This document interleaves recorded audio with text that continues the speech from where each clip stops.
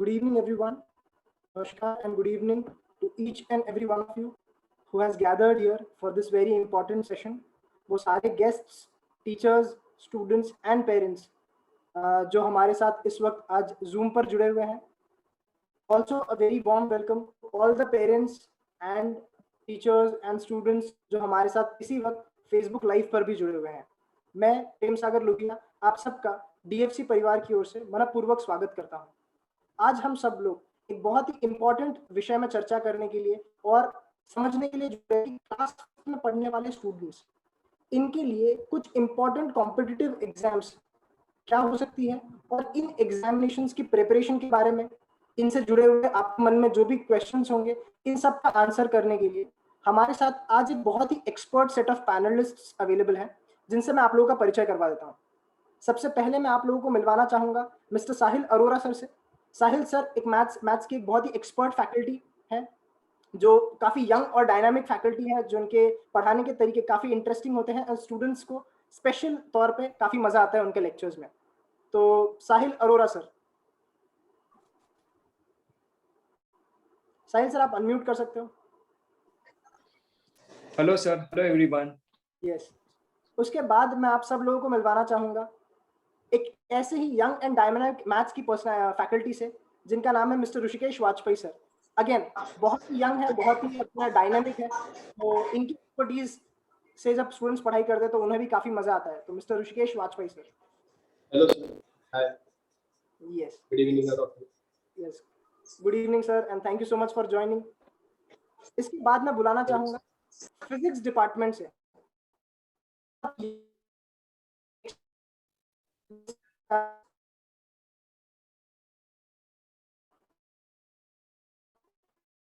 श्रद्धा ma'am आपका आवाज नहीं आ रहा है. Yes, sir. Hello, good evening, all of you. Good evening. Welcome, Shraddha ma'am. We have with us chemistry department, another excellent and experienced faculty, Mr. Brijesh Lahoti sir. Lahoti sir को 10 साल से भी ज़्यादा experience chemistry पढ़ाने में, and he is also there with us today. So, Brijesh sir. Sir, आप mic mute करें. Yes, hello everyone. I welcome all the parents and students and panelists also. Thank you, friends. Yes. Again, we have with us एक बहुत ही interesting और important subject logical reasoning mental ability subject पढ़ाने वाले एक ऐसी faculty जिन्होंने सिर्फ banking exams ही नहीं, स्कूल लेवल कॉम्पिटिटिव एग्जाम्स ही नहीं, बल्कि एमपीएससी, यूपीएससी और कैट एग्जामिनेशन के एस्पेक्ट्स को भी बहुत अच्छे से ट्रेन किया है मेंटल एबिलिटी और लॉजिकल रीजनिंग में. I would like to introduce you to Mr. Rahul Pardeshi sir. Hello everyone. Yes sir. Yes. Thank you sir. Yes. And now again from the maths department एक बहुत ही young, dynamic और experienced faculty जिन्हें 6 years से भी ज़्यादा का experience है maths पढ़ाने में, Mr. Durgesh Lahoti sir. Hello everyone. Yes, thank you, friend sir. Yes. Okay. So these are the panelists that we have to today evening. And ये सब लोग आप लोगों को एक ऐसी जर्नी में लेके जाएंगे जहां पर क्लास और जितनी भी इम्पोर्टेंट लेवल, जितनी भी डिस्टिंग्विश्ड लेवल की एग्जाम्स हैं, उन एग्जाम से आपका परिचय करवाना, कौन से क्वेश्चंस, कौन से टॉपिक्स आपको पढ़ने होंगे, तो प्रिपरेशन आप किस तरह से कर सकते हो, ये पूरे क्वेश्चंस का जवाब आपको आज के सेशन में मिलेगा. तो once again I would like to warmly welcome all guests present you over here on Zoom as well as on Facebook Live. इस टॉपिक में आज के हमारे प्रेजेंटेशन में क्या-क्या चीजें हम लोग कवर करने वाले हैं. If I have to give a brief introduction about that, सबसे पहले और सबसे इम्पोर्टेंट एग्जामिनेशन महाराष्ट्र गवर्नमेंट की स्कॉलरशिप एग्जामिनेशन जो क्लास 5th के स्टूडेंट्स के लिए होती है, उसके बारे में हम चर्चा करेंगे. दूसरा, इंटरनेशनल मैथमेटिक्स ओलंपियाड, इस एग्जाम के बारे में हम लोग डिस्कशन करेंगे. तीसरा, नेशनल साइंस ओलंपियाड एग्जामिनेशन, और चौथा national level science talent search examination. ऐसी 4 एग्जामिनेशंस के रिलेटेड हम डिस्कशंस करेंगे.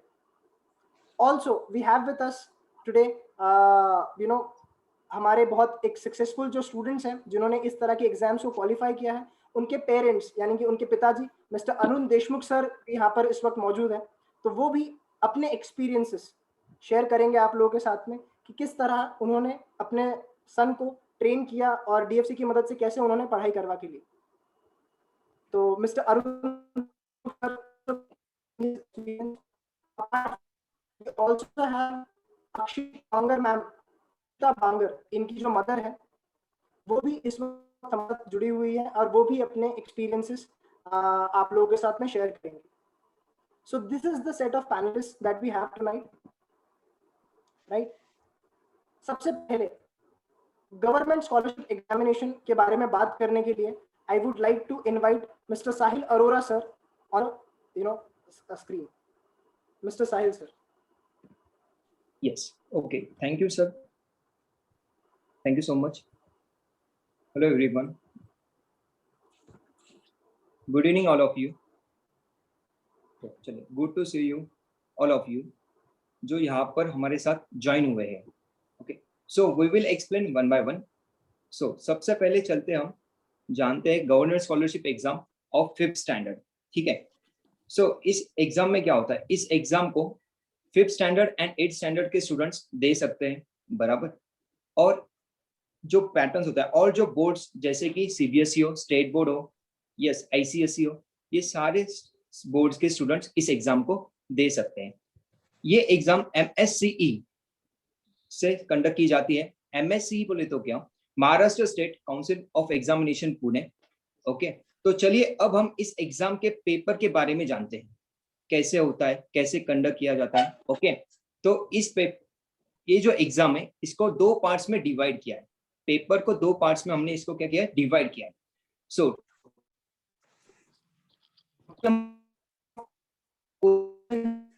50 क्वेश्चन। यस, ये जो एग्जाम होती है एमसीक्यूज पैटर्न होती है। Yes, multiple choice questions. So paper 1 में टोटल क्वेश्चंस होते हैं 75 मार्क्स। आपको इस क्वेश्चन को सॉल्व करने के लिए टाइम दिया जाता है 90 मिनट्स का, मतलब 1.5 आवर का। पेपर 2 जो होता है रिटर्न टेस्ट होता है, एमसीक्यूज टाइप होता है, 75 क्वेश्चंस, और इसे सॉल्व करने के लिए आपको टाइम दिया जाता है 90 मिनट्स, 1.5 आवर। अभी हम देखते हैं कि इस पेपर में, ये जो पेपर होता है यार, पेपर 1 एंड पेपर 2 में सिलेबस कौन सा होता है, सब्जेक्ट कौन से होते हैं, ठीक है, इसके ऊपर हम अभी चर्चा करेंगे, देखते हैं। चलिए, सो सबसे पहले यस एवरीवन, यस ओके, तो सबसे पहले हम अभी देखते हैं ये जो एग्जाम होती है, ये जो एग्जाम है इस 2 पार्ट्स में डिवाइड किया, पेपर 1 एंड पेपर 2। तो आपको जो सब्जेक्ट्स होते हैं, इस रिलेटेड जो सब्जेक्ट्स है यार, तो देखिए 4 सब्जेक्ट्स में डिवाइड किया है। आपको फर्स्ट है first language, mathematics, third language और इंटेलिजेंस टेस्ट। ऐसे 4 सब्जेक्ट मिला के इस एग्जाम को बनाया गया है। ओके, पेपर 1 में आपको फर्स्ट लैंग्वेज और मैथमेटिक्स होता है। पेपर 2 में 2 सब्जेक्ट होते हैं, थर्ड लैंग्वेज और intelligence test.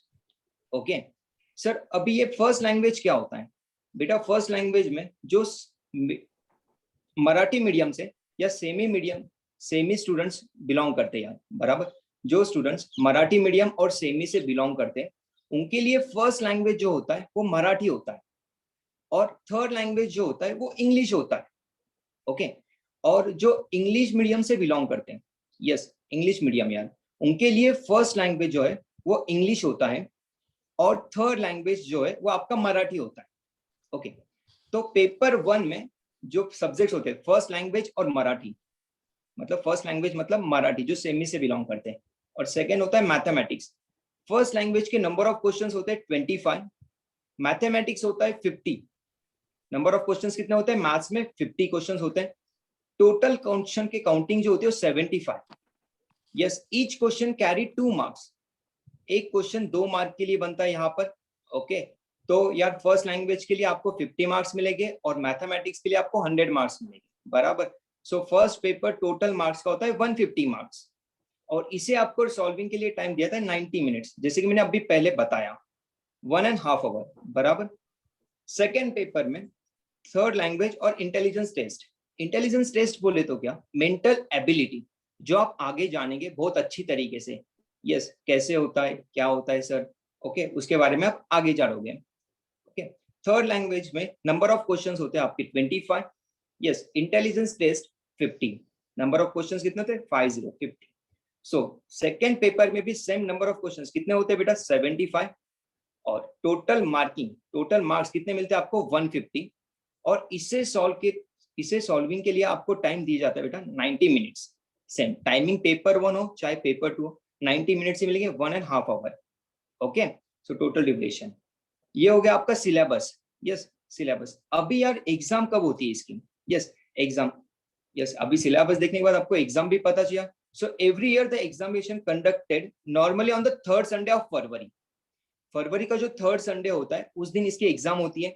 Yes in around 5500 examination centres यार। Yes in all the district of the state of Maharashtra. Yes यार इन्होंने एग्जाम कंडक्ट करने के लिए 5500 सेंटर्स बनाए हैं। ओके और ये एग्जाम कब होती है? संडे के दिन, third Sunday of February. Okay so अभी जो आपको स्लाइड दिख रही है यार, यस अब जो आपको नजर आए बेनिफिट्स ऑफ स्कॉलरशिप एग्जाम, बहुत सा मेजर और इंपॉर्टेंट पॉइंट। सर हमने ये एग्जाम क्यों देनी चाहिए, हमें क्या बेनिफिट्स? यस सभी स्टूडेंट्स का मानना ऐसा होता है सर ये एग्जाम दे रहे तो इसका बेनिफिट्स पहले पता चाहिए यार। यस तो हम उसके बेनिफिट्स के बारे में जानते हैं यार। एक बात तो क्लियर है आपको, आप अगर कोई भी एग्जाम्स देते हो, यस कोई भी एग्जाम्स, अभी जैसे मैं गवर्नमेंट स्कॉलरशिप के बारे में बात कर रहा हूँ, तो आप अगर वो एग्जाम देते हो तो एक्चुअल में क्या होता है, आप जब उसकी तैयारी करते हो, यस आप प्रिपरेशन करते हो, तो ऑटोमेटिक आपके जो बेसिक कंसेप्ट होते हैं, चाहे वो ऐसे मैथ्स हो या मेंटल एबिलिटी हो या आपको लैंग्वेजेस में कोई दिक्कत हो, इंग्लिश या मराठी में, वो भी आपकी स्ट्रांग होते चलते बराबर। वो भी आपको जो दिक्कत आ रही है उसमें वो नहीं आएगी। यस और सेकेंड बेनिफिट्स क्या है, अगर आप स्कॉलरशिप एग्जाम 5th स्टैंडर्ड में अटेम्प्ट करते हो, बराबर मैंने पहले ही बताया ये एग्जाम 5th स्टैंडर्ड और 8th स्टैंडर्ड्स के लिए है, बराबर 5th और 8th स्टैंडर्ड्स के दोनों के भी लिए दे सकते हो।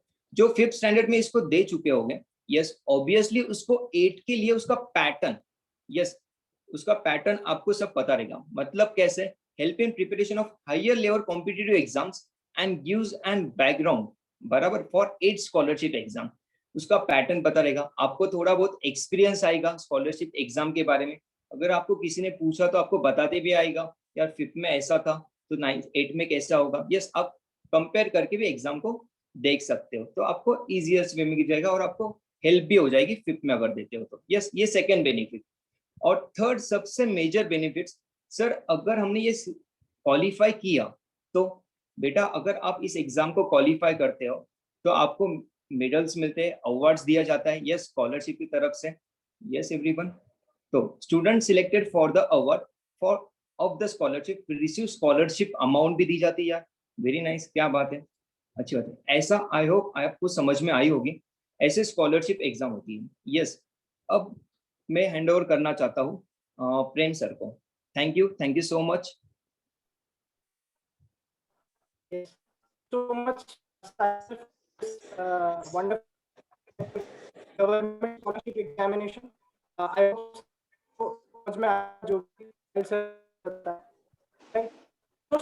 हमारे साथ अभी अभी जुड़े हैं या को ज्वाइन करने में हुआ है, उसके बेनिफिट के लिए मैं बता दूं कवर करने की कोशिश करेंगे और उसके प्रिपरेशन से जुड़े हुए सारे सवालों को आंसर करने की कोशिश करेंगे थ्रू आउट द प्रेजेंटेशन। अगर आपको कोई क्वेश्चन हो, no doubt at the end हम लोग एक क्वेश्चन आंसर सेशन रखेंगे जहां directly teachers, but in the course of the presentation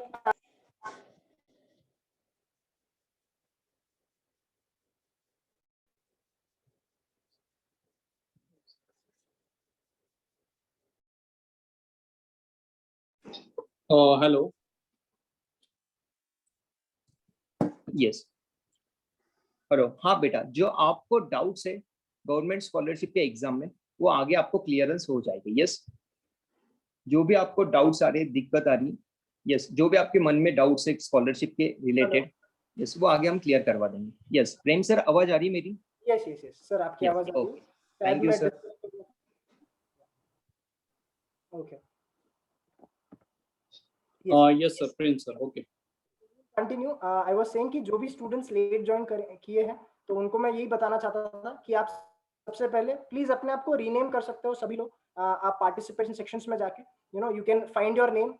अगर नाम आ रहा होगा आप अपने आप और आपके में कोई शक होगी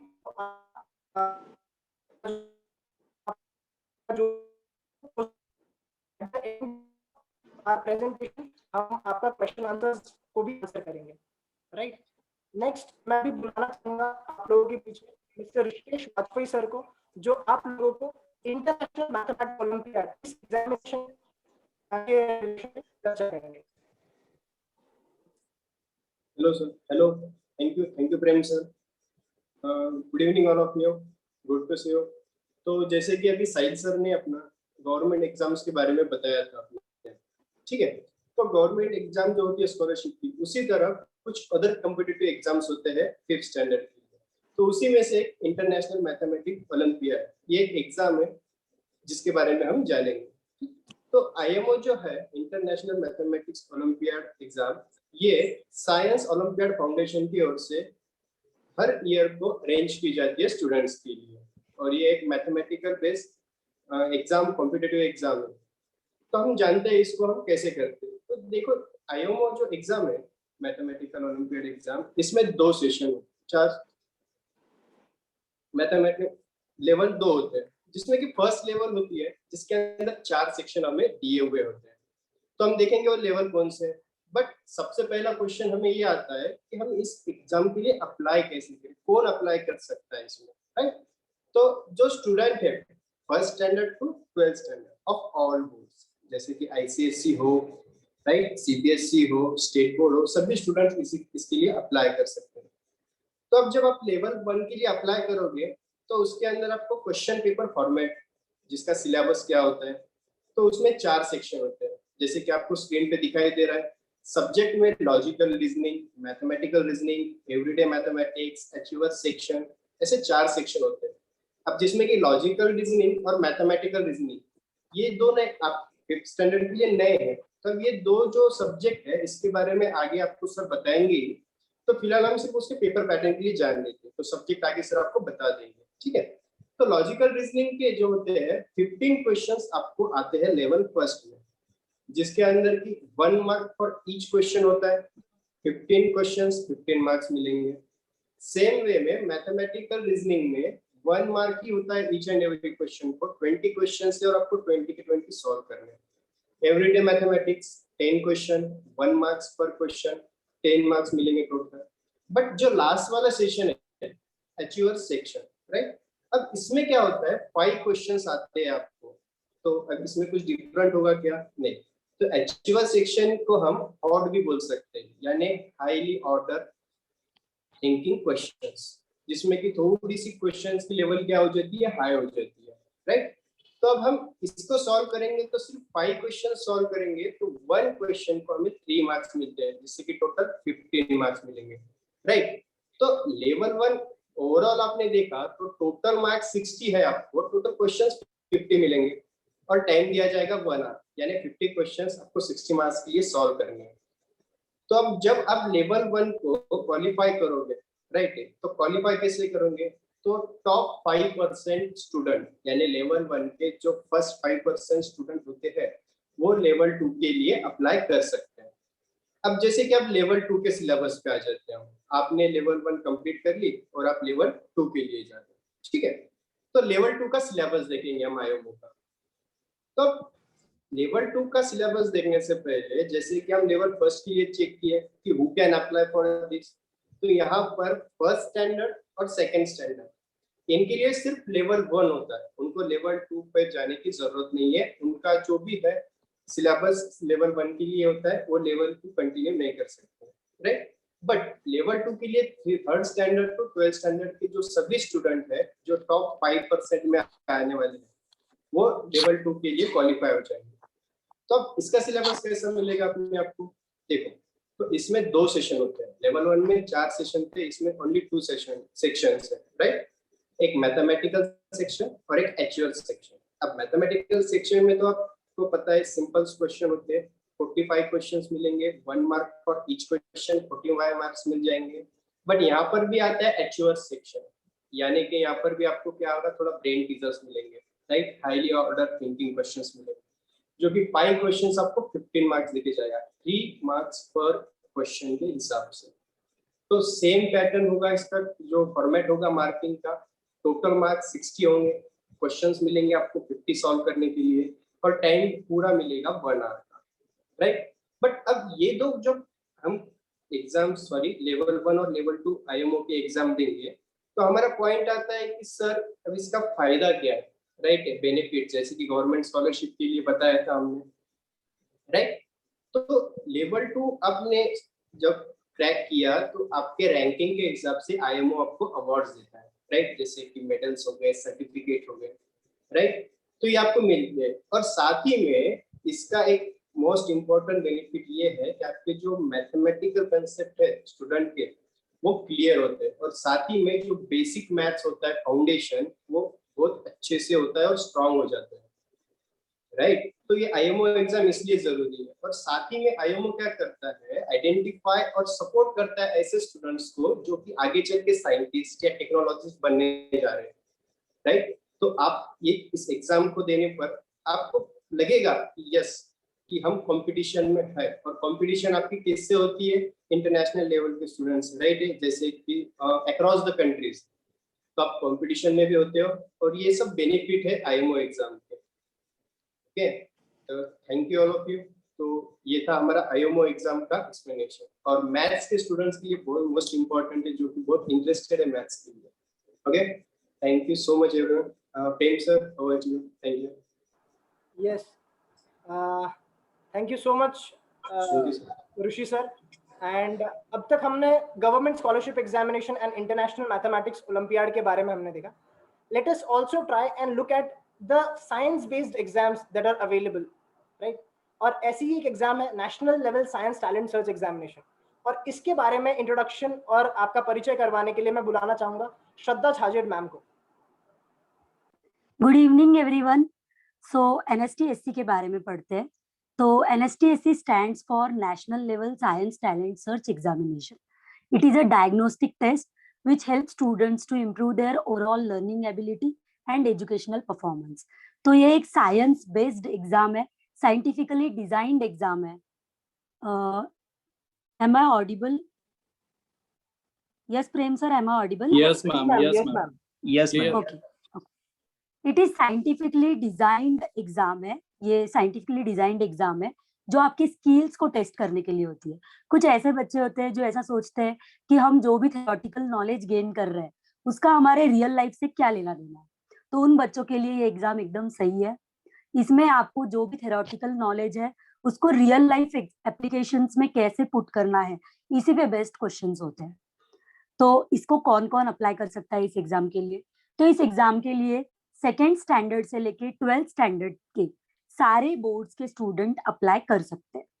सारे बोर्ड्स मतलब CBSE, ICSE, state board, IB board, सारे स्टूडेंट्स इसके लिए अप्लाई कर सकते हैं। Next slide sir. तो इसमें हम देखेंगे कि मार्क्स का डिस्ट्रीब्यूशन कैसे होता है और सिलेबस क्या क्या होता है। तो इसमें मैथ्स के टोटल 25 क्वेश्चन आते हैं। यहाँ पे मैं आपको एक पॉइंट बताना चाहूंगी कि लास्ट ईयर तक ये एग्जाम 100 मार्क्स के लिए होती थी, अभी ये रिवाइज्ड पैटर्न है जो 60 मार्क्स के लिए होता है।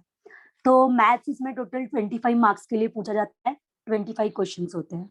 उसके बाद साइंस होता है, साइंस के क्वेश्चन होते हैं 30 और ये होते हैं 30 मार्क्स के लिए। तो साइंस में फिजिक्स, केमिस्ट्री एंड बायोलॉजी ये तीनों सब्जेक्ट होते हैं।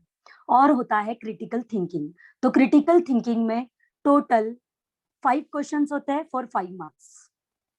टोटल हो गए 60 क्वेश्चंस, मार्क्स हो गए 60 और टाइम आपको होता है 1 आवर। अब DFC में इसका प्रिपरेशन कैसे करवा के लेते हैं ये सब हम आपको आगे की स्लाइड्स में सर एक्सप्लेन करेंगे, तब आपको समझ में आ जाएगा। हम इसका पूरा तैयारी स्टूडेंट से करवा के लेते हैं, कैसे क्रिटिकल थिंकिंग के क्वेश्चंस को क्रैक करना है, मैथ साइंस भी कैसे करना है, ये पूरी तरह से हम सिखाते हैं। Thank you all of you. Over to you Prem sir. Yes. Thank you so much, Shraddha ma'am. And this was about National Level Science Talent Search Examination. Let us go further and try to understand another important examination, which is called as National Science Olympiad. मैं Mr. Brijesh Lahoti sir को बुलाना चाहूँगा and he will take you through the whole process of NSO examination. Brijesh sir. Yes, thank you so much, Prem sir. So let us talk about National Science Olympiad examinations. So very first of all, this examination is a competitive examination, and This exam is conducted by Science Olympiad Foundation. Every year they conduct this exam in 3 different dates. This year the exam will be conducted on 25th November, 7th and 14th December of this year. This exam will be held. Now, this exam can be the students from first class to 12th class can be appeared. So they can register through their schools. They can register for this exam through their schools. The pattern of this exam is basically divided into two levels. So we will first of all talk about the level 1. In the level 1, the pattern is objective multiple choice questions. MCQs type questions will be there in the level 1, and the question paper consists of 3 sections. So we will talk about 3 sections. Here, the first section is of logical reasoning, and there will be 10 questions, and each question will carry 1 marks. Therefore, there will be a total 10 marks. The second section is of science section, in which basic science will be covered like physics, biochemistry, and the questions are 35 questions, and each question carries 1 mark. And last section is about achiever section. There will be 5 questions of higher order thinking level, and each question will carry 3 marks. So there will be a total 15 marks. So for first section 10 marks, for second section 35 marks, and for third section 15 marks. So total 50 questions will be there, and 60 marks will be there, and time will be given for this exam is 1 hour, that is 60 minutes. Now we will talk about the syllabus. The syllabus for this exam is followed, which is CBSE pattern syllabus, then ICSE pattern syllabus, and our state board syllabus is followed for the setting a question paper for National Science Olympiad question paper. The medium of this exam is English medium. Now we will talk about the level 2 exam. In the level 2, there will be no level 2 exam for class 1 and class 2. Level 2 exam will be held for only class 3 onwards up to class 12. Now, depending on the marks obtained in this exam, the ranks will be decided. इस exam में जो ranks decide की जाती है वो बच्चों के performance के ऊपर बेस्ड होती है, और जो बच्चे विनर होते हैं उनको अवार्ड दिया जाता है in the form of scholarship, certificates and medals. Now we will talk about some more exam like इसी के जैसी और एक एग्जाम होती है होमी बाबा बाल वैज्ञानिक कंपटीशन, जो कि 6 स्टैंडर्ड के बच्चों के लिए होती है. ये एग्जाम जिसमें थियरी और प्रैक्टिकल अप्रोच टेस्ट किया जाता है बच्चों का, और इसमें डीएफसी के बच्चे इस एग्जाम को इजीली क्रैक कर जाते हैं, क्योंकि इस एग्जाम का 40% सिलेबस 5th स्टैंडर्ड के फाउंडेशन कोर्स में ही कवर कर दिया जाता है. होमी बाबा बाल वैज्ञानिक कंपटीशन एग्जाम एक रेप्यूटेड एग्जाम है, और इसका जो अवार्ड होता है उस अवार्ड से बच्चों के एकेडमिक परफॉर्मेंस में बच्चों का एकेडमिक परफॉर्मेंस बहुत अच्छा हो जाता है. So that is all about national science olympiad exam and Homi Bhabha Bal Vaigyanik competition. So over to you Prem sir. Thank you so much, Brijesh sir, for this wonderful information that you gave us. I think Okay, thank you sir. yes, I think अगर थोड़ा सा हम summarize अगर करें, government scholarship examination, international mathematics olympiad examination, NSTSC examination या NSO examination, और doctor Homi Bhabha examination जो students class 6th में अपीयर करेंगे, अगर इसका इसेंस निकालना हो, ये सारी competitive examinations are so important for students because आगे की आने वाली जितनी भी क्रूशियल एग्जामिनेशंस है क्लास 10th में NTSC, 11th 12th के बाद में IIT JEE examination, NEET examination, उसके बाद UPSC MPSC, ये सारी एग्जामिनेशन का फाउंडेशन कुछ इन्हीं एग्जामिनेशन से जुड़ा हुआ है।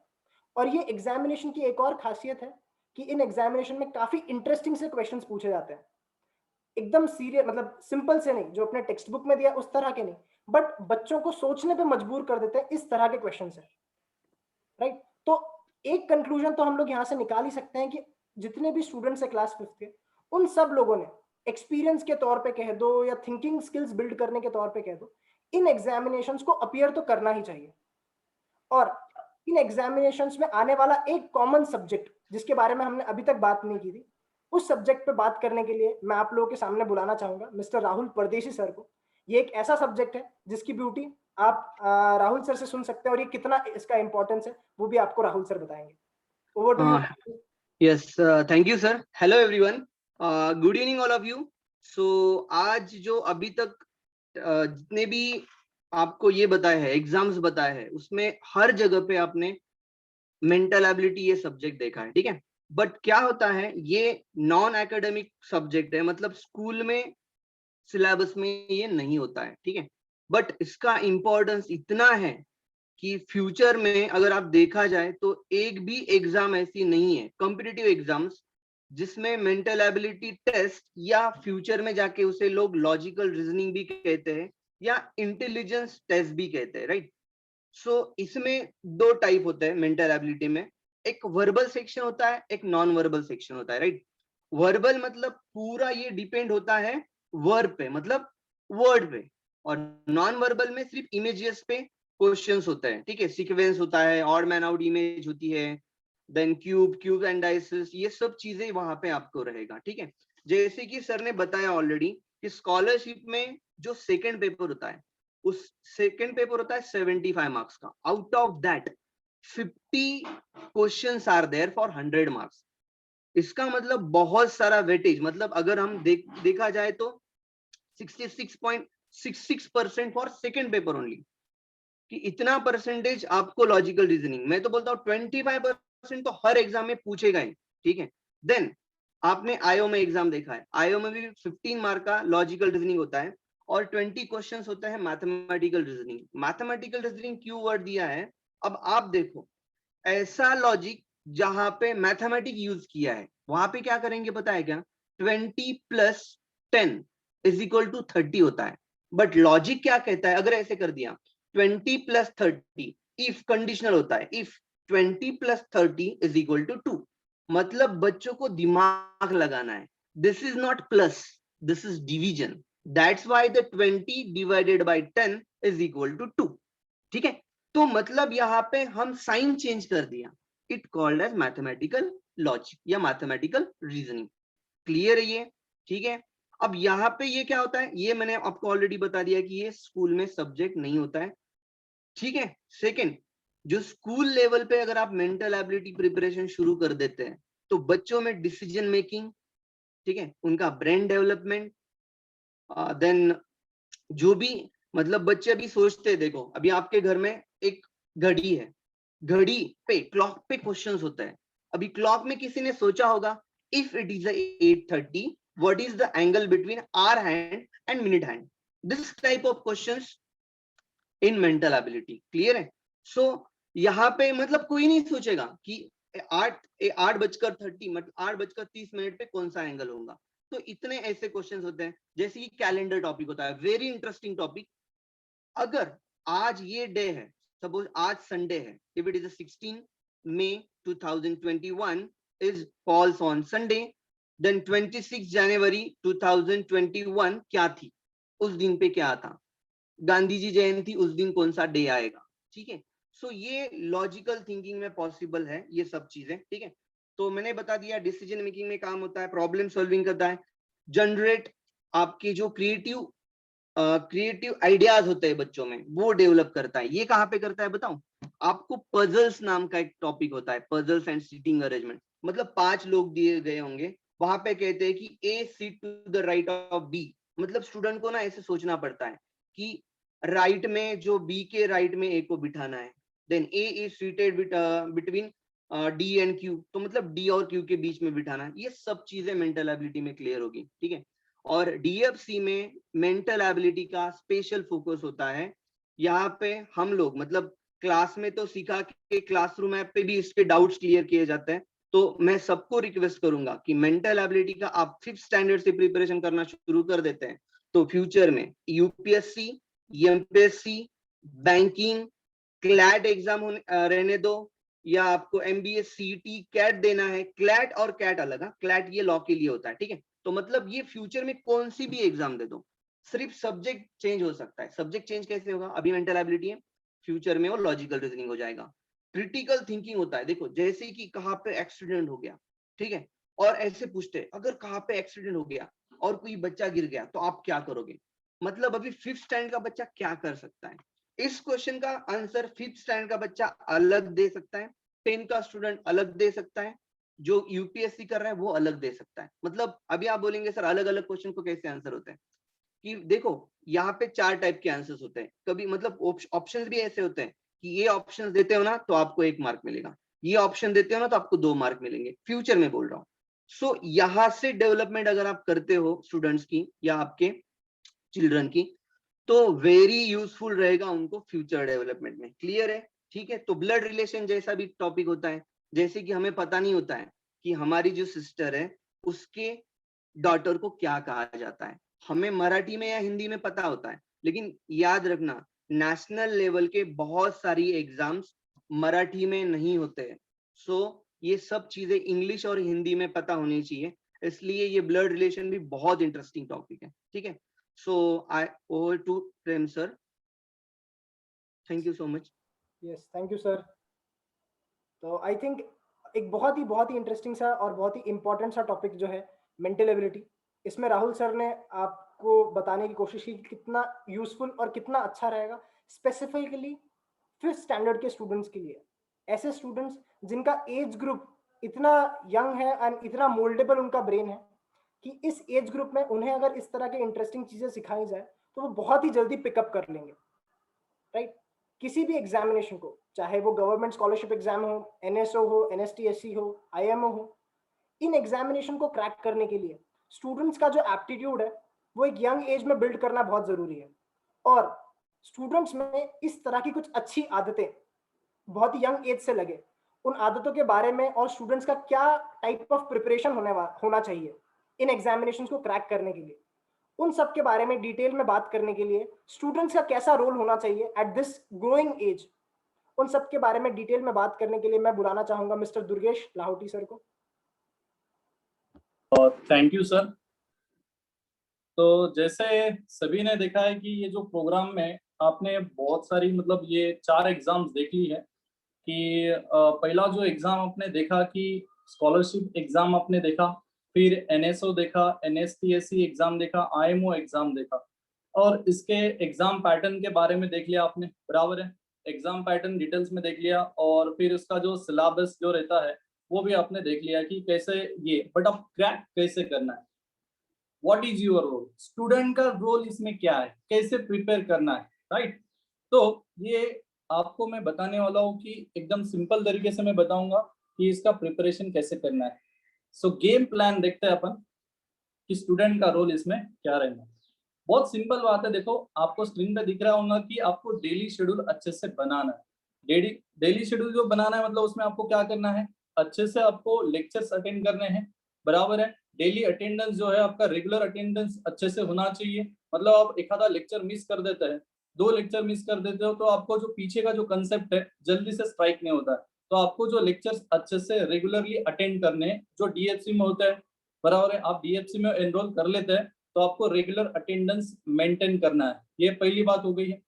दूसरा जो है डेली शेड्यूल जो है आपको अच्छे से बनाना है, मतलब आपका जो स्कूल का टाइमिंग है, डीएफसी का टाइमिंग, और प्लस जो टाइमिंग आपके पास बचता है, मतलब रिमेनिंग टाइम में आपको क्या करना है उसके बारे में भी आपको टाइम टेबल बना के रखना है।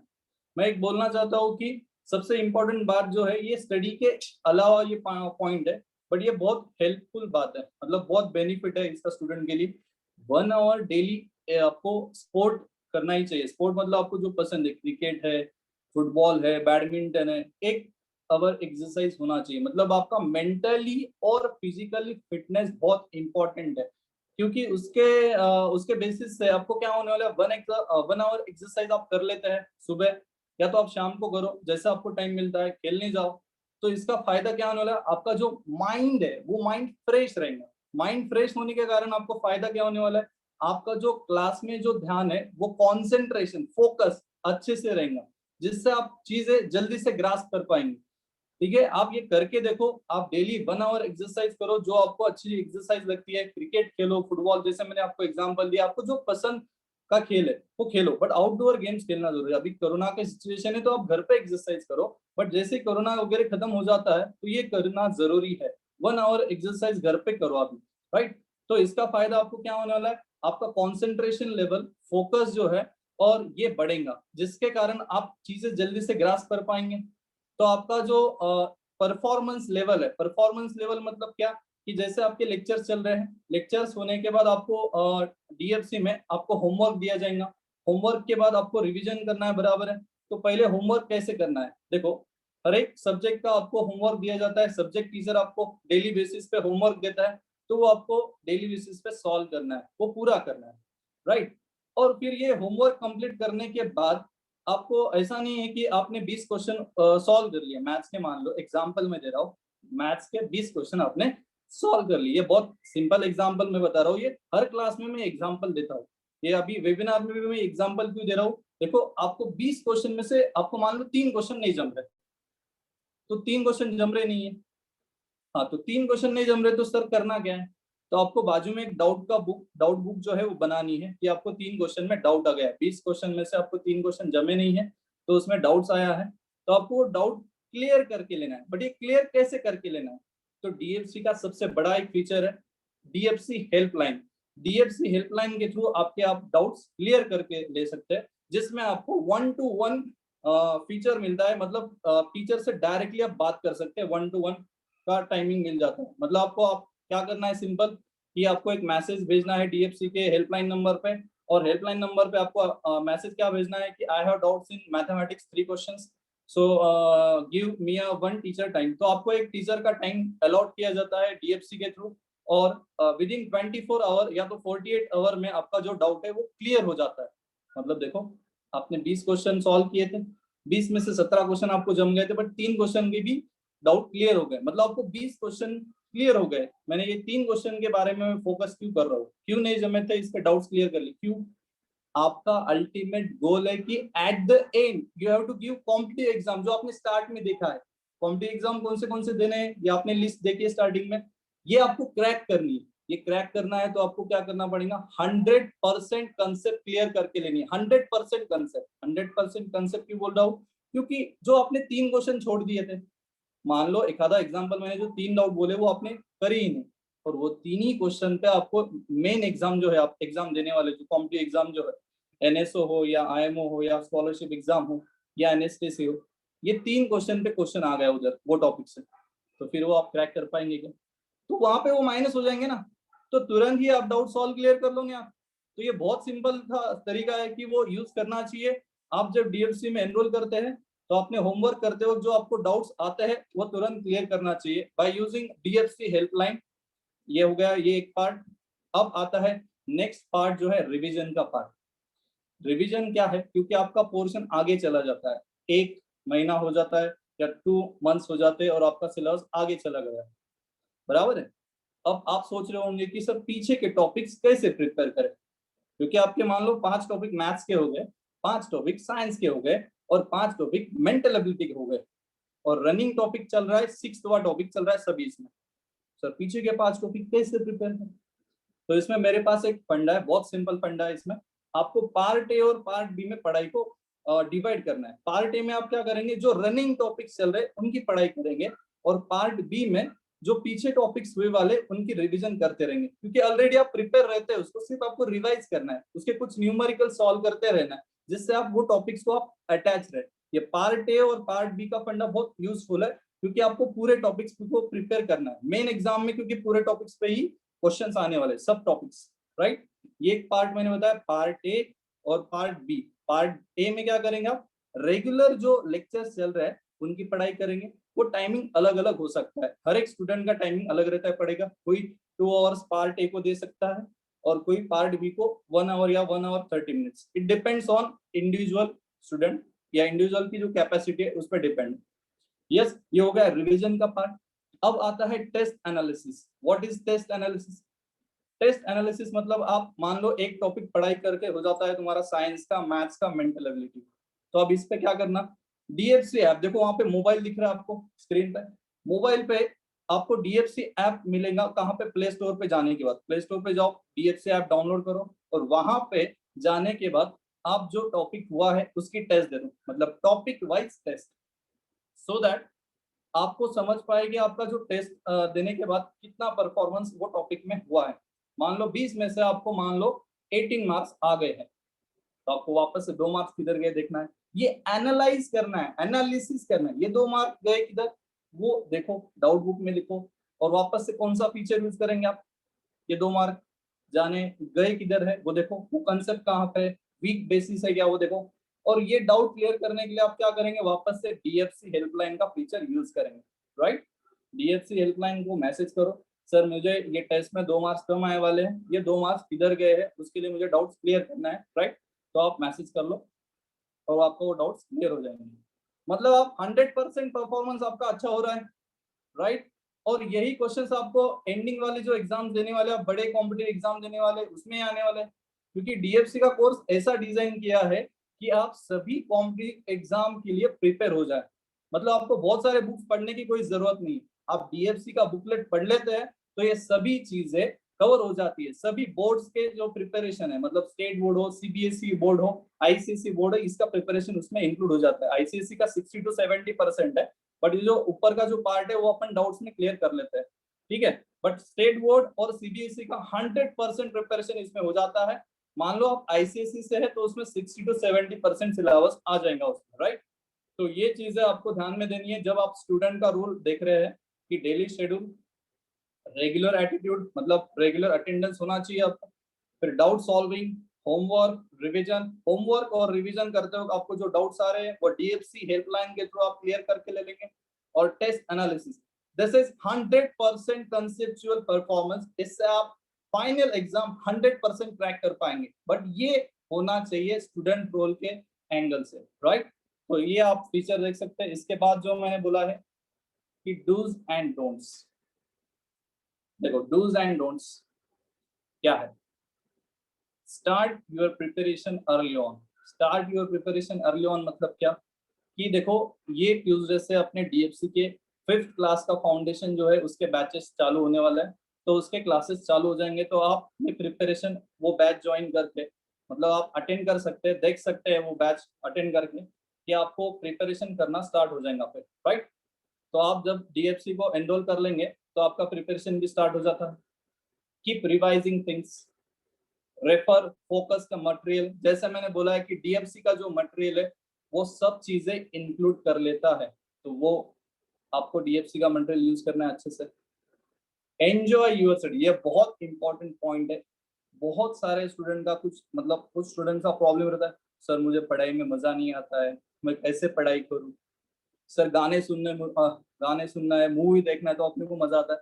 वैसे ही पढ़ाई में इंटरेस्ट आता है, कैसे आएगा, कैसे क्रिएट करेंगे, पढ़ाई में इंटरेस्ट कैसे आएगा। तो आपको मैंने एक सिंपल सा फंडा बताया।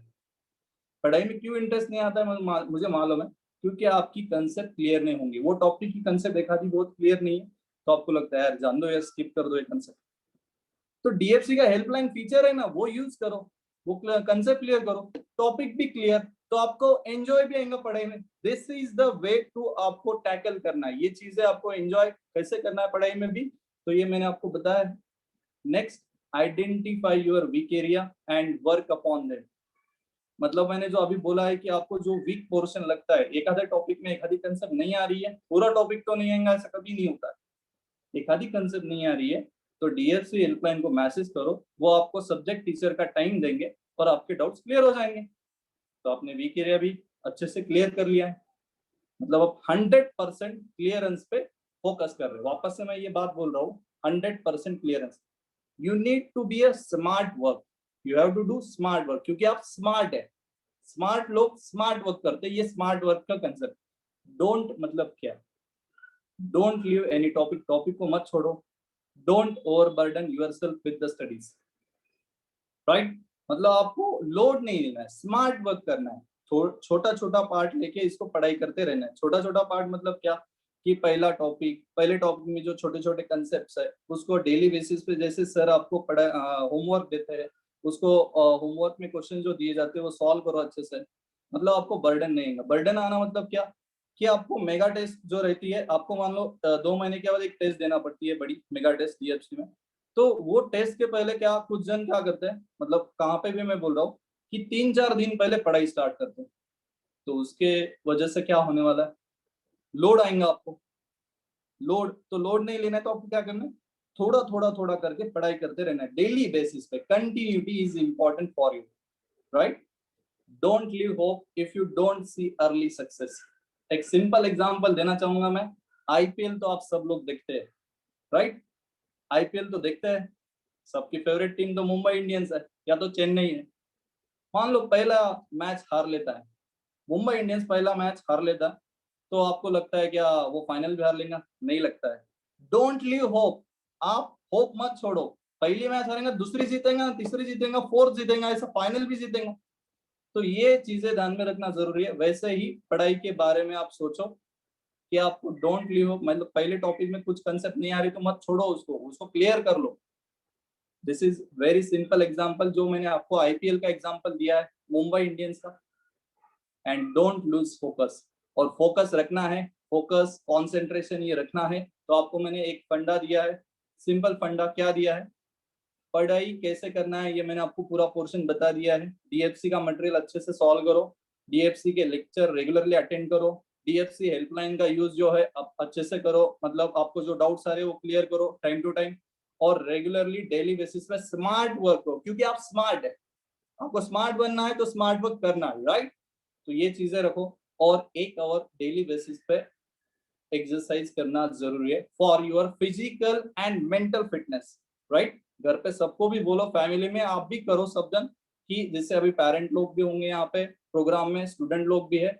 बहुत इंपॉर्टेंट है ये, आज के नीड है कि 1 आवर एक्सरसाइज होना चाहिए, जिसके कारण आपका फोकस, मेंटल फिटनेस, सब चीजें ऑटोमेटिकली ग्रो हो जाएंगी, राइट?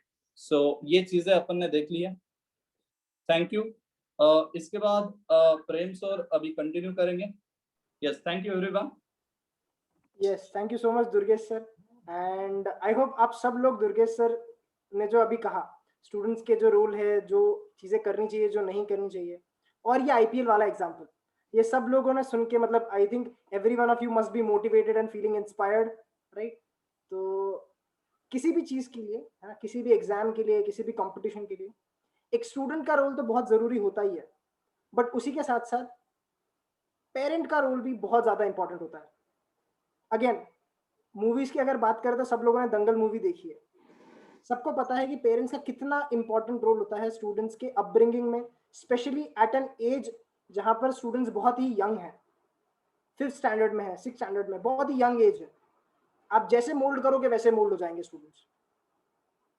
पेरेंट्स का एक बहुत ही इंपॉर्टेंट रोल होता है right from the young age in shaping the minds of the kids, right? अगर if we have to list down the roles of parents, what can we list down? सबसे पहले आप अगर ऑब्जर्व करना चाहते हो, if you want improvement or progress in your child or in your kid, observe the daily schedule. आपके child का, आपके किड का डेली स्केड्यूल कैसा है? Is it a well balanced schedule? आज की एज में, मतलब अगर वो स्टूडेंट 5th 6th में है, तो जो स्केड्यूल होना चाहिए वो एक वेल बैलेंस्ड स्केड्यूल होना चाहिए। और बैलेंस स्केड्यूल का मतलब क्या? जैसे कि दुर्गेश सर ने आपको बताया, एकेडमिक्स का टाइम एकेडमिक्स का, सेल्फ स्टडी का टाइम भी होना चाहिए, sports and mental physical fitness के लिए भी टाइम होना चाहिए, फैमिली के साथ भी उसने टाइम स्पेंड करना चाहिए। तो क्या है, इमोशनल लेवल पे, साइकोलॉजिकल लेवल पे, इंटेलिजेंस लेवल पे, सोशल लेवल पे, सारे डायमेंशंस में स्टूडेंट्स का डेवलपमेंट होना, ये तभी पॉसिबल है जब स्टूडेंट्स का या बच्चों का डेली स्केड्यूल एक बहुत ही बैलेंस्ड वे में मेंटेन हो।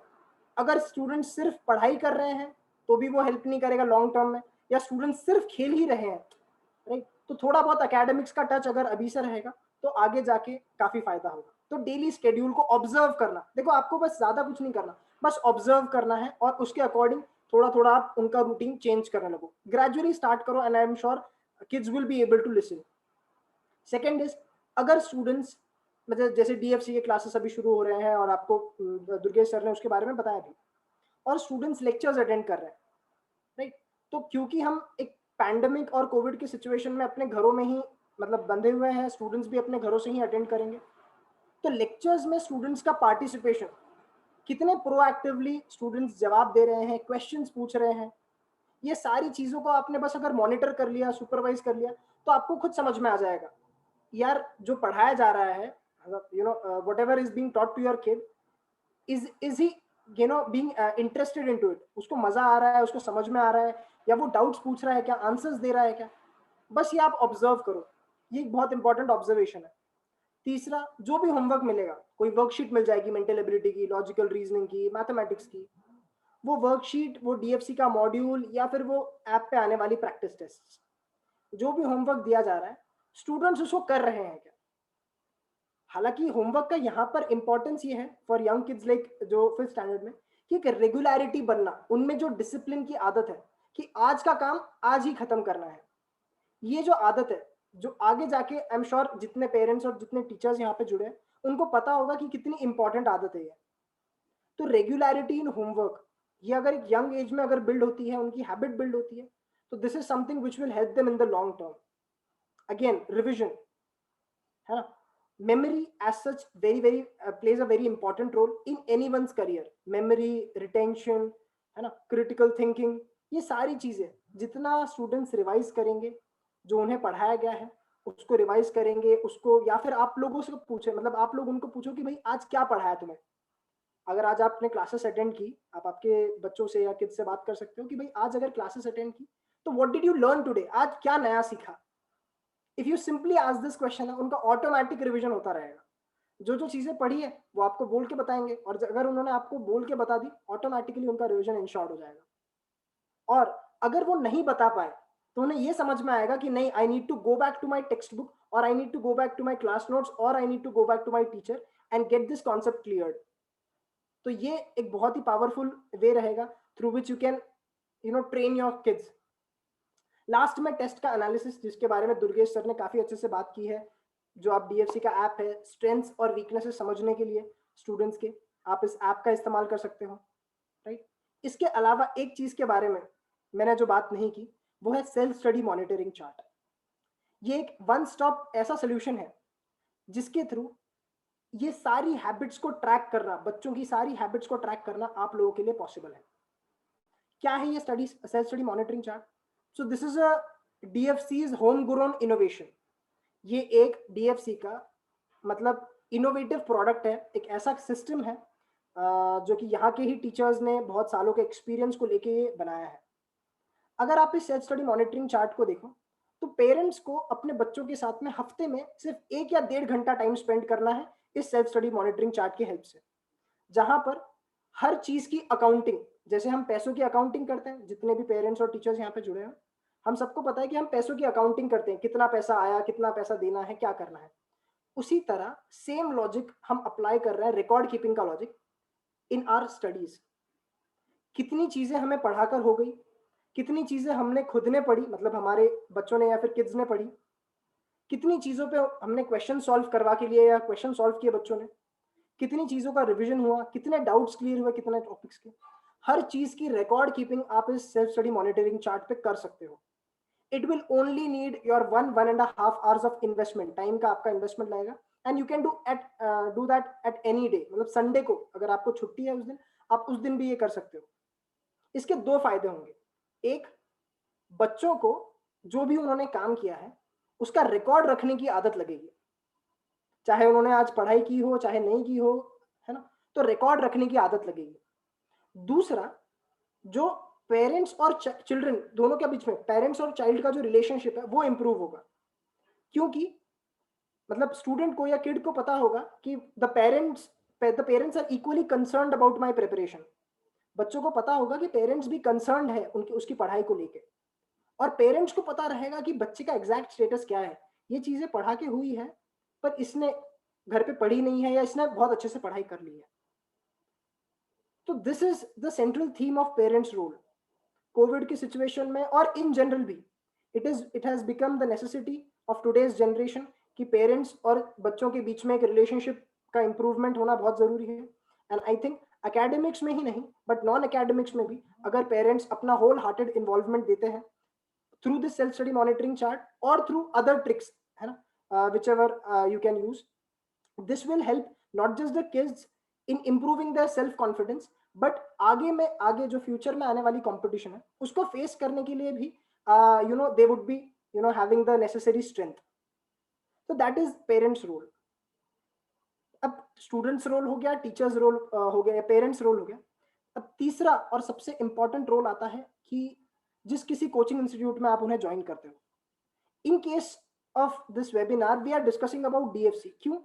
बिकॉज यहाँ पर डीएफसी का जो ओवरऑल स्ट्रक्चर है, जिस तरह से प्लानिंग हुई है, जिस तरह से सारी चीजें हैं, ये जब मैं आपको बताऊंगा तो यहाँ पर मैं लिख रहा हूँ कि किसी भी इंस्टीट्यूट का क्या रोल होना चाहिए in bonding students, parents and uplifting their academics. उनका एकेडमिक या स्टडी परफॉर्मेंस इंप्रूव करने में किसी भी इंस्टीट्यूट का क्या रोल होता है and in case of DFC ये कैसे आपको हेल्प करेगा। सबसे पहला, जितनी भी आपने एग्जाम्स देखी, weather it is government scholarship, NSO, IMO और एनएसटीएससी, इन सारी एग्जामिनेशंस की प्रिपरेशन अगर हम चाहते हैं कि हमारे स्टूडेंट्स करें बिना किसी बर्डन के करें, राइट? आई डोंट नो कितने लोगों को ये पता है या नहीं पता, पर डीएफसी का कोर्स इस तरह से डिजाइंड है कि हफ्ते में स्टूडेंट्स को सिर्फ 6 ही घंटा पढ़ाई मतलब कोचिंग करनी है या फिर इंस्टीट्यूट में लेक्चर्स करने हैं, ओनली 6 आवर्स पर वीक। बाकी का जो टाइम है वो जानबूझ के डीएफसी देता है ताकि स्टूडेंट्स अपनी पर्सनालिटी को डेवलप कर सके, अपना फिजिकल और मेंटल फिटनेस के लिए कुछ ना कुछ कर सके, रीडिंग और बाकी हॉबीज को परस्यू कर सके। So it's only a 6 hours per weak type of a session, है ना? एवरी डे उतना ये करने की जरूरत नहीं, 6 घंटा पर वीक सफिशिएंट है। तो आप लोग सोच रहे होंगे यार इतनी एग्जाम्स है 6 घंटे में हो जाएगा क्या? बिल्कुल होगा। क्यों? Because the course is planned in a very systematic way. इतने सिस्टमैटिक वे में कोर्स बनाया गया है कि ये सारी एग्जाम्स की प्रिपरेशन वन शॉट में हो जाएगी without any external load on the kids. Second is, जो पढ़ाने वाले टीचर्स हैं ये इतने ज्यादा हाईली क्वालिफाइड है, जैसे जो हमारे पैनलिस्ट है जिनसे मैंने आप लोगों का इंट्रोडक्शन करवाया, है ना, 6 years 10 years ऐसे एक्सपीरियंस वाले फैकल्टी मेंबर्स जब बच्चों को पढ़ाते हैं, राइट, तो ऑटोमेटिकली जिस कंसेप्ट को समझने के लिए 2-3 दिन लग जाते हैं वो एक लेक्चर में आधे घंटे में ही समझ में आ जाती है। तो well qualified teachers, study material, market में there is a flood of books available in the market. हर आप दुकान पे जाओगे आपको नई बुक दिखेगी और हर बुक इंपॉर्टेंट भी लगेगी, राइट? बट डीएफसी का जो स्टडी मटेरियल है ये बहुत ही ज्यादा हैंड पिक करके इतने ज्यादा वेल क्वालिफाइड फैकल्टी मेंबर्स ने बनाया है। ये study material is just sufficient for all these examination needs. ये जितनी भी अपने एग्जाम्स के बारे में बात कही, इन सभी एग्जामिनेशन के नीड्स के लिए ये study material more than enough है, right?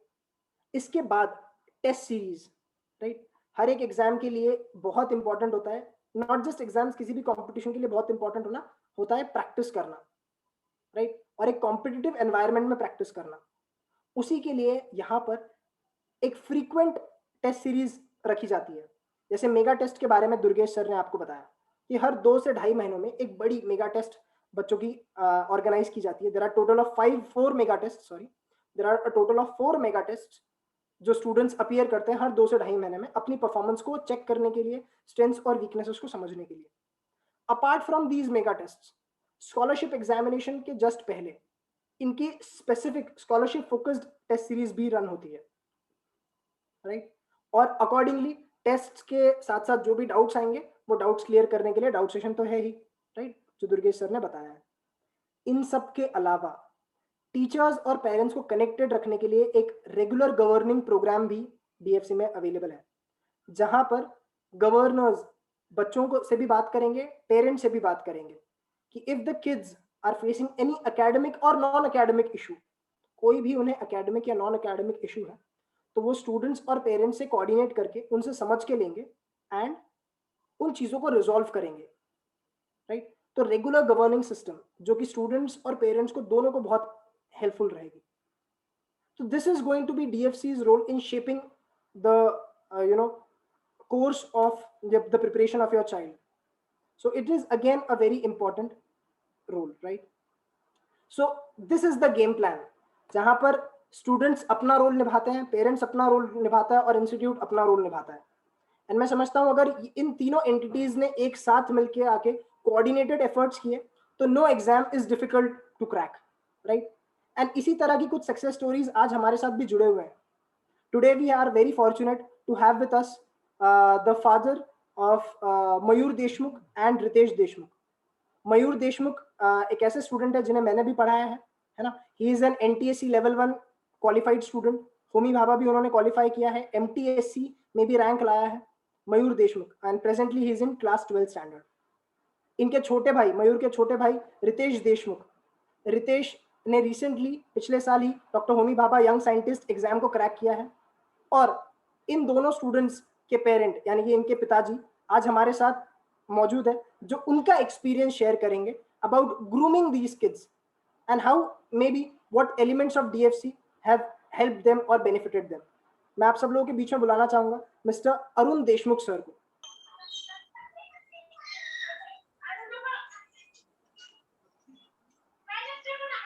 Good evening everybody. Yes, good evening sir, welcome. सभी पेरेंट को भी मैं नमस्कार करना चाहता हूँ. मेरे दोनों बच्चे मयूर और रितेश DFC में कक्षा 6ठी से ज्वाइन हुए हैं, क्योंकि उस टाइम DFC 6th स्टैंडर्ड के आगे से ही पढ़ाते थे. ये जो पेरेंट्स अभी मेरे साथ ज्वाइन हुए हैं, दे आर वेरी लकी, क्योंकि उनके बच्चों के लिए ये जो DFC ने 5th क्लास से ही चालू किया है उनके क्लासेस. और मुझे जो फायदा एक साल नहीं मिला वो आपको मिल रहा है. और मैं DFC को पहले बहुत बहुत धन्यवाद देना चाहता हूँ, क्योंकि मेरा जो दोनों भी बच्चे हैं, वो सर ने अभी बताया आपको कि 5th स्कॉलरशिप उस टाइम नहीं थी, तो भी वो मैंने उनका घर पे स्टडी करके उन्होंने सक्सेस मिल लिया था. लेकिन उसके बाद मयूर 7th में ज्वाइन हुआ था DFC को. तो DFC में ज्वाइन होने के बाद उसको एक बहुत अच्छी आदत लगी, जो कि सर ने अभी आपको बोली थी, कि regular attendance and regular study और टेस्ट प्रिपरेशन. बोले तो खाली एग्जाम के टाइम बच्चे मेरे स्टडी नहीं करते थे और रेगुलर अभ्यास करते थे, और रेगुलर स्टडी की वजह से उनको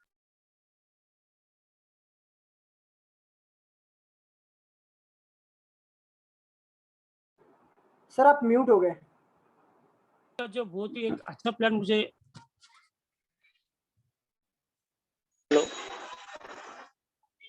hello. Yes sir. Sir sorry sir, आवाज आ रही सर? हाँ सर, आ रही है सर. हाँ, DFC का एक बहुत अच्छा प्लान मुझे ये इसमें लगा है कि DFC में एक स्टडी मॉनिटरिंग चार्ट वो पेरेंट्स के लिए देते हैं, कि जिसमें जो पेरेंट के पास टाइम नहीं है, और सर हमारे जो गोविंद काबरा सर है, वो पेरेंट्स मीटिंग में हमको भी बोलते थे कि आपके पास मैं टाइम मांगूंगा खाली हफ्ते में 1 या 1.5 घंटा. तो 1 और 1.5 घंटा आप बच्चों के साथ अगर बैठते हैं और आपने क्या क्या स्टडी की है, अभी स्क्रीन पे आप देख सकते हैं वो स्टडी मॉनिटरिंग चार्ट. उसमें समझो मैथमेटिक्स में डेसिमल चैप्टर क्लास में पढ़ाया है, तो वो सर बच्चों को बोलते हैं कि वो डेसिमल चैप्टर आप DFC के जो स्टडी मटेरियल है उसमें जो एक्स्ट्रा दिया है वहां से सॉल्व कीजिए. उसके बाद CBSE बोर्ड का अगर स्टूडेंट होगा तो CBSE बोर्ड के बुक्स के कुछ डाउट्स होंगे तो वो देखिए. उसके वही चैप्टर आप स्टेट बोर्ड में देखिए. तो उससे बच्चे को क्या होता है कि जो रेफरेंस बुक्स है वो बच्चे को पढ़ने की आदत 5वीं से लगती है, और ये बहुत उनके फ्यूचर के लिए बहुत ही अच्छी बात है.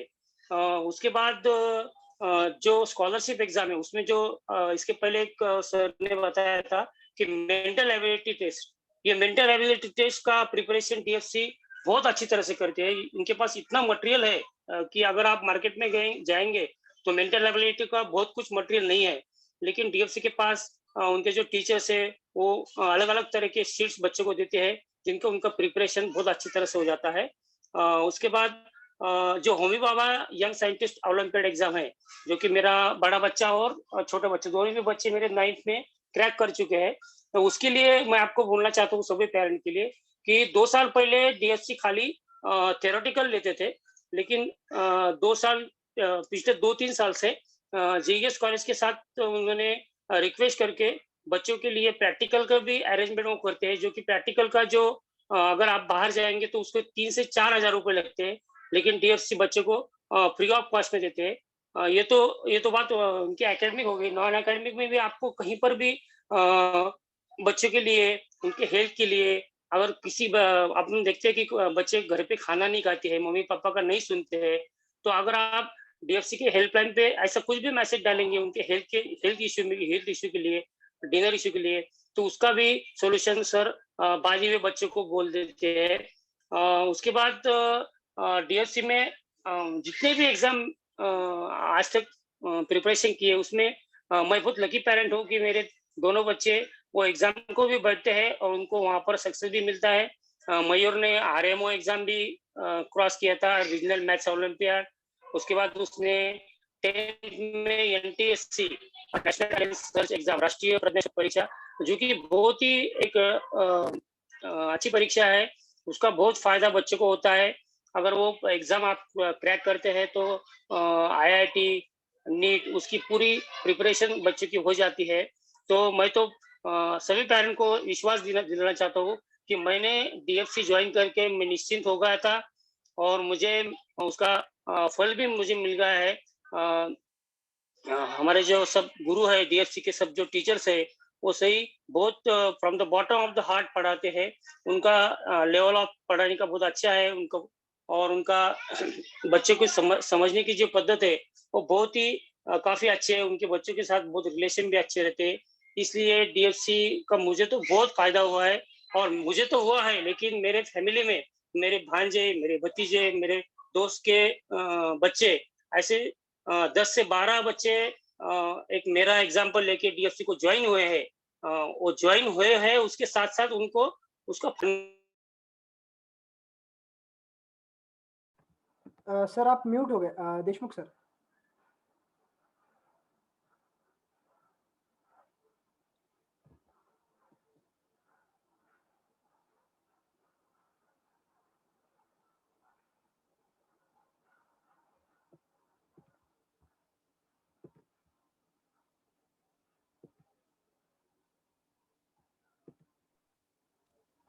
तो इसलिए मैं डीएफसी का बहुत बहुत धन्यवाद देता हूँ। और मेरे दोनों बच्चों की जो अभी सक्सेस है, उनमें डीएफसी का बहुत बड़ा रोल है।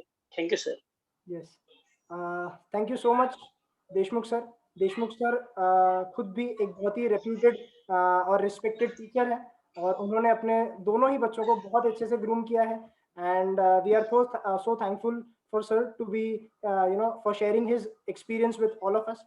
एक और बहुत ही successful student Akshita Bangar, right, उसकी मदर भी हमारे साथ जुड़ी हुई है, एंड वो भी आप लोगों के साथ अपना एक्सपीरियंस शेयर करना चाहेंगी कि किस तरह से अक्षिता ने प्रिपेयर किया और क्या चीजें हेल्प करी अक्षिता के लिए। Akshita is a Maharashtra government की स्कॉलरशिप अवार्ड विनर है, राइट। तो मैं बुलाना चाहूंगा मिसेस सोनाली बांगर मैम को कि वो आए और अपना एक्सपीरियंस सबके साथ शेयर करें। Welcome ma'am. Good evening sir. Good evening all of you. मैं अक्षिता बांगर की, हेलो, आवाज आ रही है क्या सर? यस मैम, आवाज आ रही है आपकी। हाँ, मैं अक्षिता की मम्मी बोल रही हूँ। मेरी जो बेटी है अक्षिता 6th स्टैंडर्ड से डीएफसी के साथ जुड़ी हुई है, और मुझे बहुत खुशी है कि डीएफसी की वजह से उसका जो पढ़ाई की उसको बहुत अच्छे से मुझे मन लगाकर पढ़ती है। उसको कहने को नहीं पड़ता कि ले क्लास करो, पढ़ाई करो, मन से वो करते है। और डीएफसी का जो ये मॉड्यूल है, इससे क्या होता है, बहुत फायदा होता है। सेल्फ मॉनिटरिंग चार्ट से पेरेंट्स को ज्यादा वक्त देने की जरूरत नहीं पड़ती, बच्चे सेल्फली कर लेते हैं। और जो उनका शेड्यूल है, इसकी वजह से बच्चों को टारगेट मिलता है कि मैम आप म्यूट हो गए शायद।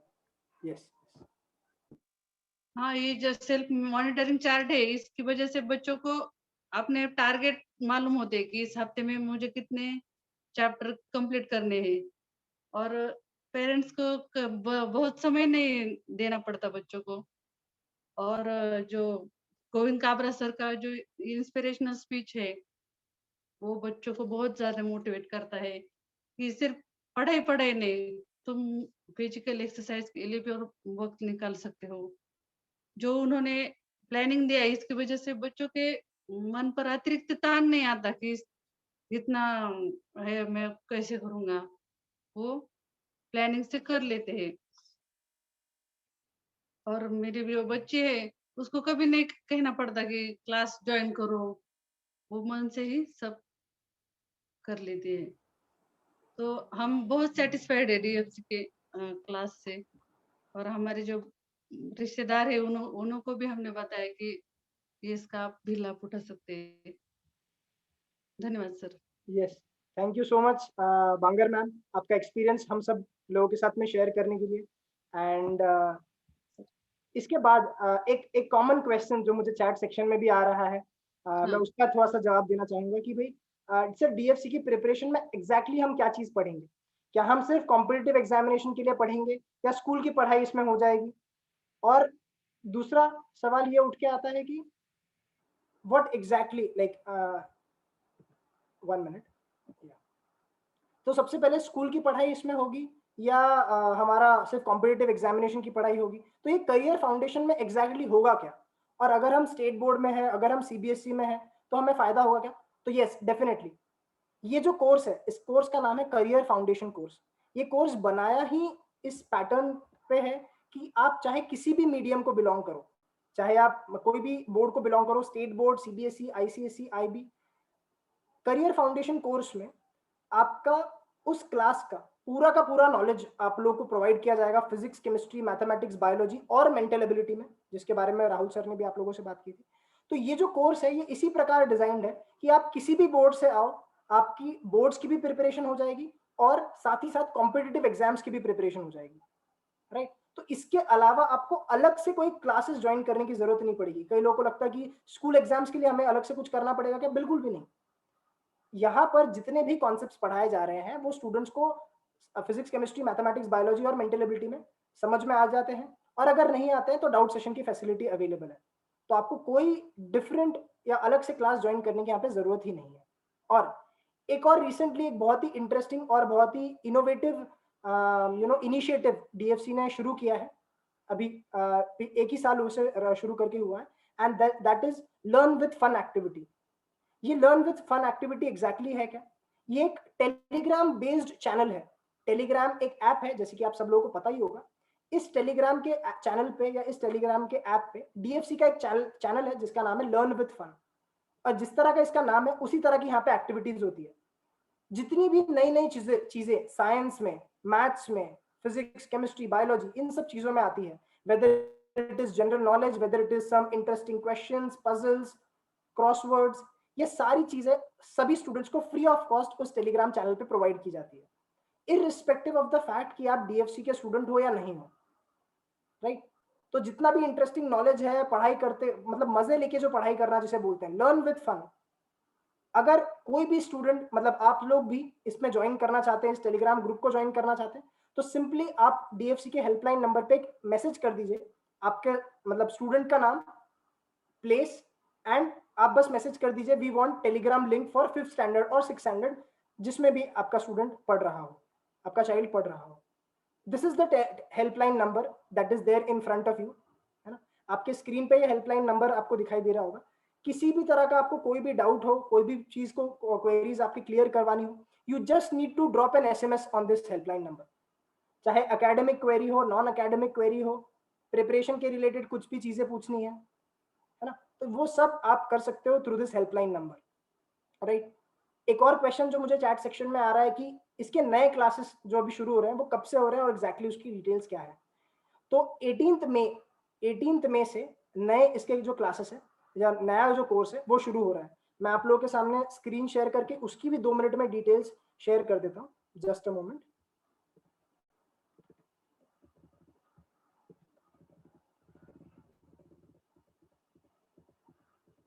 तो 18th मई से 5th स्टैंडर्ड का कोर्स भी शुरू हो रहा है, एंड शुरुआती दौर में जब तक गवर्नमेंट से परमिशन नहीं मिलती तब तक जूम पे ही या ऑनलाइन ही इनके लेक्चर्स होंगे। जो भी पेरेंट्स इंटरेस्टेड है अपने स्टूडेंट्स को ये लेक्चर्स प्रोवाइड करने के लिए, आप इस स्लाइड का स्क्रीनशॉट ले सकते हैं, या फिर DFC हेल्पलाइन पे आपको सिर्फ एक मैसेज ड्रॉप करना है, आपको मीटिंग आईडी और पासवर्ड की डिटेल्स भी मिल जाएगी। ये लेक्चर्स जूम पे होते हैं ताकि लाइव इंटरेक्शन सेशन हम स्टूडेंट्स को प्रोवाइड कर सकें। तो 18th में 4:30 PM sharp, right, for 5th standard, zoom meeting ID और पासकोड आपके सामने है स्क्रीन पे, राइट। तो इस तरह का एक सेशन रहेगा, ठीक है। I will keep this slide in front of you for quite some time, and I would like to take any questions, if there are any questions from parents, students या teachers। कोई भी आपके मन में कोई सवाल हो जो आप हमारे फैकल्टी मेंबर से पूछना चाहते हैं, इन पेरेंट्स से पूछना चाहते हैं जो हमारे साथ जुड़े हुए हैं, तो feel free to ask your questions. you can either raise your hands, आप हैंड रेज करके पूछ सकते हो, हम आपको अनम्यूट करने की फैसिलिटी देंगे, या फिर आप चैट सेक्शन में भी आपके सवाल पूछ सकते हो। यस, सिद्धि बांगर जी, बांगर जी, हेलो हेलो, बांगर सर, बांगर मैम, आपकी आवाज, मैंने आपको अनम्यूट करने की परमिशन दी है।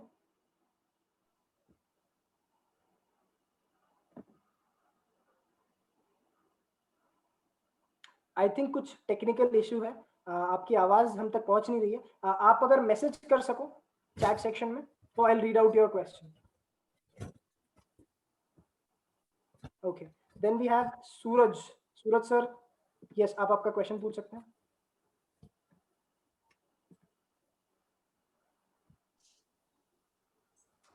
Hello Hello. Again, yes, sir. Yes, So, what are the books for the 5th standard scholarships? Which Which publication do we have to use so that we get ready with those books? Right. So, sir, there are a lot of books in the market that you can refer. As such, अगर आप directly एक source की बात करो तो DFC का जो study material है वो एक ऐसा है कि जिसमें best of all the elements are covered in that. But अगर आप बाहर के कोई publication की book चाहते हो तो नवनीत publication की एक book है जो commonly students use करते हैं अपने 5th के scholarship की preparation के लिए। Easily available, sir? Yes, it is easily available. Okay. Fine, Yeah. sir. Yeah. Yeah. Thank you. Thank you so much. Okay. So I guess And sir, yes, sir, Brijesh sir. yes, MTG publications के books भी readily available होते हैं various competitive exams के लिए, तो parents वो भी prefer कर सकते हैं। Yes, surely sir, है ना, तो आप वो publication की book भी refer कर सकते हो। Important Sir. Important ji sir. So MTG is more recommended for the Olympiads, I guess, or for the scholarships also. Exactly. See, the thing is, mathematics का जो पार्ट होता है MTG में वो आपको स्कॉलरशिप में भी काम आ जाएगा और बाकी ओलंपियाड्स के लिए भी काम आ जाएगा। The point is, the bottom line is, books तो मार्केट में बहुत सारी अवेलेबल है। Yes. It's just that students उसको कितना समझ के सॉल्विंग करते हैं वो सबसे इंपॉर्टेंट हो जाएगा। MTG की बुक्स जैसे कि नो डाउट आपने बताया ओलंपियाड्स के लिए ज्यादा रहेगी, स्पेसिफिकली स्कॉलरशिप के लिए नवनीत पब्लिकेशन की बुक काफी स्टैंडर्ड माना जाता है उसको। Okay, sir. Thank you very much. Thank you so much, sir. Yes, I think Siddhi Bangar ji, hello. ठीक है, बुक्स कब मिलने वाले हैं? मींस उसके बुक्स कौन से?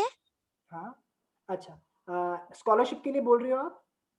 हाँ, तो जैसे ही आपका कोर्स शुरू होता है, जैसे ही मैथमेटिक्स, यस, आपको जो बुकलेट्स मिलेंगे, आपको जो मॉड्यूल्स मिलेंगे, इसमें मैथमेटिक्स भी कवर्ड होगा, इसमें फिजिक्स भी कवर्ड होगा, केमिस्ट्री, बायोलॉजी और मेंटल एबिलिटी या इंटेलिजेंस टेस्ट, ये सारी चीजें कवर्ड होंगी, राइट। तो जैसे ही आपके सेशन शुरू होते हैं उसके बाद एट रेगुलर इंटरवल्स आपको इसकी बुक्स मिल जाती है। आपका जो स्टडी मटेरियल है वो फिजिकल फॉर्म में भी आपको अवेलेबल मिलता है, मतलब पेपर फॉर्म में, और सॉफ्ट कॉपी के फॉर्म में भी आपको गूगल क्लासरूम का ऐप हम लोग यूज करते हैं, वहां पर भी अवेलेबल हो जाता है बेटा।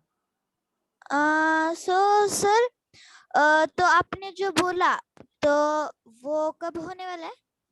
तो जैसे आपका कोर्स बिगिन होगा उसके बाद होगा वो, तो 18th को जो बैचेस शुरू हो रही है, once the batches are starting, और उसके बाद सॉरी 18th में, या 18th में। I hope that answers your question. Okay, so I think जितने भी आप लोगों के डाउट्स थे, इसके बाद भी, नॉट जस्ट दिस, इस सेशन के बाद भी अगर आप लोगों को कभी भी किसी भी क्वेश्चन में, किसी भी क्वेरी या किसी भी चीज़ के लिए आपको हेल्प रिक्वायर्ड है, तो मैं एक और बार DFC का जो हेल्पलाइन नंबर है वो आप सब लोगों के साथ शेयर करता हूँ। इस हेल्पलाइन नंबर पे आपको सिर्फ एक मैसेज ड्रॉप करना है and our executives, our representatives or our counselors will reach out to you and try to solve your problem to the best possible extent, right? तो ये आपका हेल्पलाइन नंबर आप लोग आपकी स्क्रीन के सामने देख सकते हो। ओके, एक और क्वेश्चन आ रहा है कि क्या हम कोई ट्रायल क्लासेस कर सकते देख सकते हैं कि यस, आप डेफिनेटली इसके डेमो क्लासेस करके देख सकते हो, राइट? कुछ दिन तक आप चाहो, है ना, 1 वीक तक आप इसके डेमो क्लासेस या ट्रायल क्लासेस अटेंड कर सकते हो। कोई आपको रजिस्ट्रेशन और ये करने की जरूरत नहीं है। Let your children attend these sessions and if they find value in it then you can maybe decide to continue with it. एक और बार मैं आपको जूम मीटिंग आईडी और पासकोड की स्लाइड शेयर कर देता हूँ, राइट, सो दैट आपके पास ये डिटेल्स रहे। ओके, हाँ सिद्धि,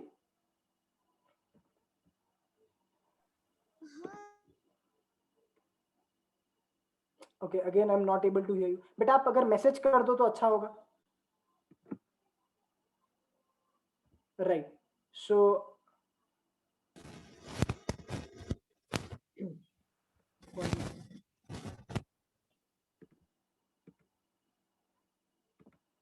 okay, so once again I think there is some audio glitch from Siddhi's end. सिद्धि आप हमें या तो DFC के हेल्पलाइन पे मैसेज कर देना and someone will get back to you. Once again I would like to thank all the participants, है ना, जितने भी टीचर्स, स्टूडेंट्स और पेरेंट्स यहाँ पर आज इस समय हमारे साथ जुड़े थे on Zoom as well as on our Facebook. मैं सभी लोगों को DFC की ओर से एक बहुत ही हार्टफेल्ट थैंक यू कहना चाहता हूँ। और एट द सेम टाइम हमारे जो एक्सपर्ट सेट ऑफ पैनलिस्ट जो आज हमारे साथ जुड़े थे, जिन्होंने आपको इन सारी एग्जामिनेशंस के बारे में बताया, उन सब का भी बहुत बहुत धन्यवाद। ठीक है, so we will conclude this session. I hope आज आप लोगों को ये सेशन से कुछ ना कुछ बेनिफिट हुआ होगा। Okay, so thank you so much everyone. Will declare this meeting as ended. Okay, thank you.